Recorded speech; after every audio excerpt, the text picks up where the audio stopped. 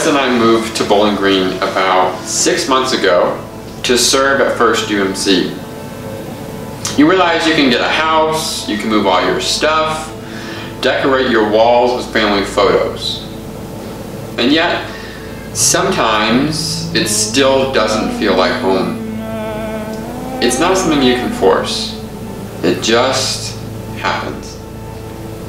It reminds me of when I was a kid and my dad was a Methodist pastor. We would live somewhere for a few years and then we would move. And a move started out just like this.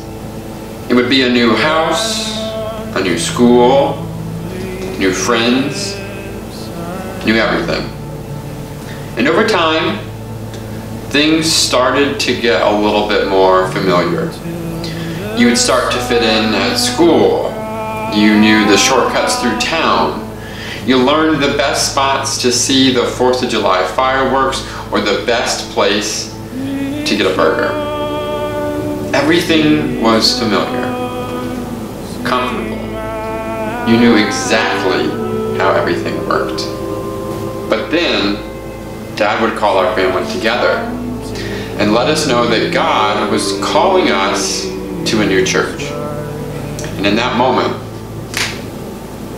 everything was flipped upside down.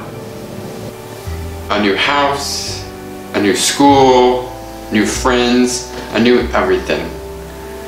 And as I wonder in this Christmas season if it was like that 2,000 years ago, if people thought they knew God and thought they knew how the world worked. They knew that the strong ruled and the weak were pushed to the side. They knew that the only path to freedom was a violent rebellion. They knew that the rich were the most important. They knew that the religious were the ones who had access to God, and that God loved those who were good. They knew that if you couldn't pull yourself together, God wasn't interested in you. This was how their world worked, and they were sure of it. But then this baby changed everything. Their world was flipped upside down. In this new world, everything is completely different. It's not the powerful who are favored, it's the meek. It's not those who celebrate who are the winners, it's those who mourn. It's those who grieve. And in this new world, the most powerful people are those who serve. It's not the conquering warriors who win battles, it's those who make peace. And in this new world, it's the poor who are blessed. When the all-powerful God stepped out of heaven and came down to earth as a baby, everything changed.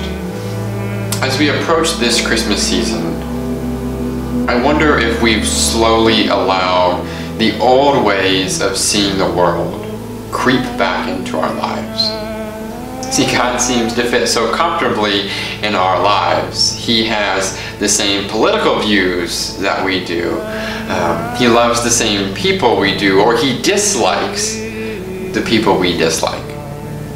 Instead of a God who molds us to look more like him, maybe we've just created a God who looks a lot like us. Maybe this Christmas, Jesus doesn't want to fit in with our traditions. He doesn't want us to have a nice, comfortable Christmas season. Maybe this year, more than anything else, just like he did 2,000 years ago, God wants to flip our world upside down.